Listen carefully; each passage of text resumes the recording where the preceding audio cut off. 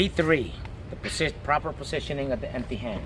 When you practice P3, start off without moving your feet. 1, touch the bicep. 2, the hip. 3, reach. So all of these will teach you your range. If I'm like this and I'm too close, that if I see that if that goes through, it's gonna hit me, that means I'm in the wrong range.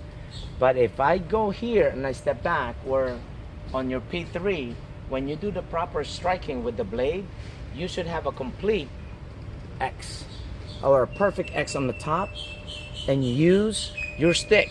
Watch his sticks. The first third of that stick is the long range. The next third is gonna be your mid range, and from here all the way to the end, that's your close range. So how your distance, which is this, is your distance. That's why we have this on our iKali logo. The diamond, this is, if I'm here, that's the long range, that's the mid range, and when I get here, that's the long range. So you have to know this, and these are your open triangle in the footwork. So when I come in here, now I'm striking, and because I'm aiming at his head, on his temple, now, and he's aiming at my temple, now we're both on the long range.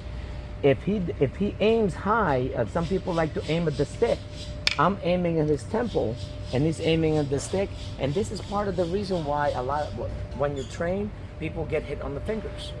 Okay, so the key is he aims at my temple, I aim at his temple. So the level or the height of the person that you are sparring with or that you're working with, if he aims at my temple, and I could be this short, and then if I go, it's still the same, as long as I aim at his temple. And now the long range and also the X that we're trying to create on the top is still going to be the same.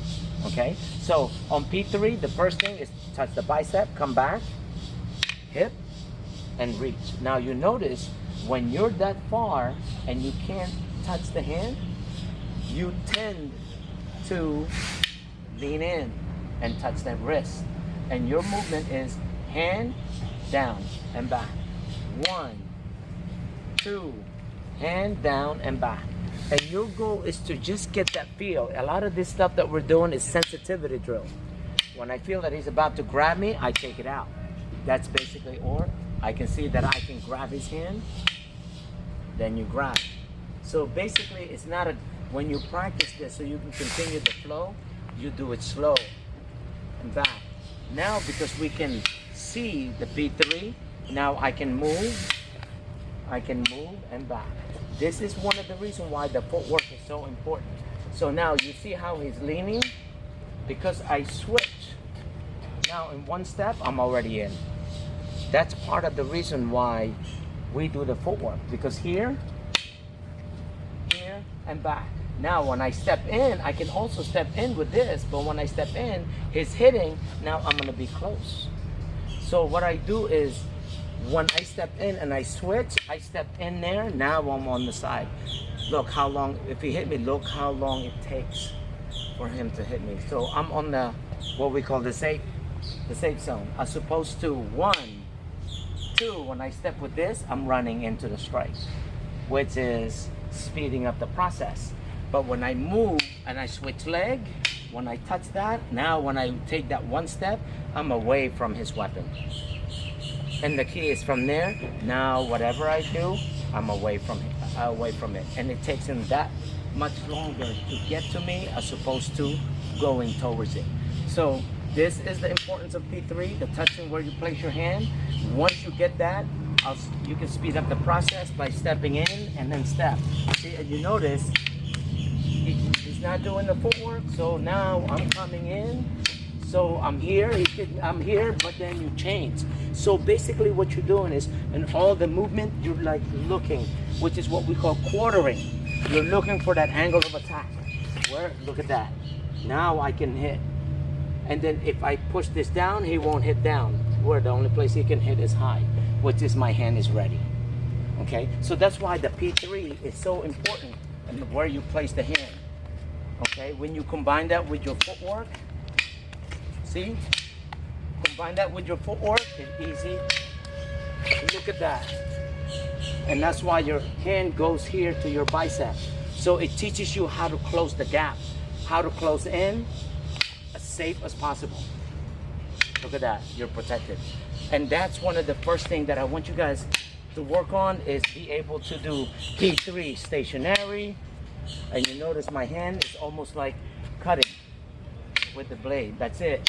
Always bladed hand. When I move, accelerate it to moving. 1, 2, and back. I'm here, I weigh back, I switch and back. I weigh back, I wave in and back. So now you're seeing the movement, my footwork. See, I'm adjusting. Sometimes instead of stepping, I hesitate. So you start developing that so you don't hit, but you're still getting close. That's the key. Key is to get the fundamentals of the P3 and why it's here, so you can close the gap and be safe. Here, I close the gap and be safe because that's the proper response. Protect my leg, small circle, thrust, it's mine. So, 2, that footwork would allow you to see where is he open, where do I place myself. We call that quartering, the footwork. So it gives you, the P3 exercise will give you the importance of the footwork. The wave in, wave out, coming in and back. So it's gonna give you all the opening. It's gonna make you see the angle of attack. What angle is good for me to go in on his hand without the weapon? Look at that, I'm already in here. Well, it'll take him not long to get to me. And the only way for him to, he can't hit me on top because this hand is here. So he's gonna have to hit me on this side, look at that. And you're already there. So that is the key on the P3.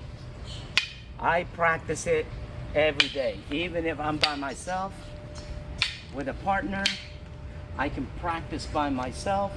Move, 1, 2, 3. 1, bicep, 2, and 3. 1, 2, 3. 1, 2, 3. So you can just go practice it just on top. What we call broken strike. But as opposed to chambering here, you chamber on this side. So I can go here, look at that. So you practice just the top. And it teaches you slash thrust, reach, slash thrust, because I use this as bladed weapon. My blade can slash, thrust, which is what we call chambering. Slash, thrust, thrust. So when you can start practicing that on your own, just stationary first, then footwork on slash thrust, focusing on slash thrust with your footwork or with your P3. And that P3 can also turn into a close range. How to close the gap by the use of your empty hand. And so if I close the gap in the beginning, so if you close the gap from the beginning, that touching the bicep is what we call palipas, which is to pass. I pass that to cut the arm on the mid-range. So on the mid-range, I can, as long, mid-range is when I can reach his arm and back. Close range is when I can reach that body. So I cut, and you notice when I'm here, I'm cutting with, so from the long range, I lean forward, I cut with the long range. Mid-range, notice I'm cutting with the mid-range part of, this is what you use for mid-range, you cut. So on the close range, look at that. I'm hitting that with the puño. Or I can cut here, then I have to notice how I move this and I drop down. That's the squatting footwork that we do. So I can come back up in the thrust. So on the long range, I can hit that on my P3 because I don't have, see, and back. And the reason why when we go 1, look at that. That's why we touch our biceps. I don't want to go 1 because I'm going to get hit. This tells you where's the safest place for you to put your hand. Easy to go in, number 1. And 2, just from that, okay, that's my slash when I chamber. Now if I go in, look at this. I'm already on the proper position. So how to control the person elbow, which is part of the lesson. That's one of our lessons on the first 12 weeks. How to control, see? How to control that. So if I come in, so my next strike is to counter that so that it doesn't go through. If I can't reach that, I can go here. So it could be 1, that might be 3. Look at that. This is why it's so important for you to learn how to use your empty hand on P3. Because these are the ones that if I go in too close, see, I can be hitting here or counter that. Basically what I do is here. I can do that and thrust. Or I can be really close from here. Now look at this. That is a break. I'm using the close range because I got in really close. Now I can break that elbow and hit. So that's the important thing and the fundamental skills that I want you guys to learn on P3 because it's so important where to place this hand.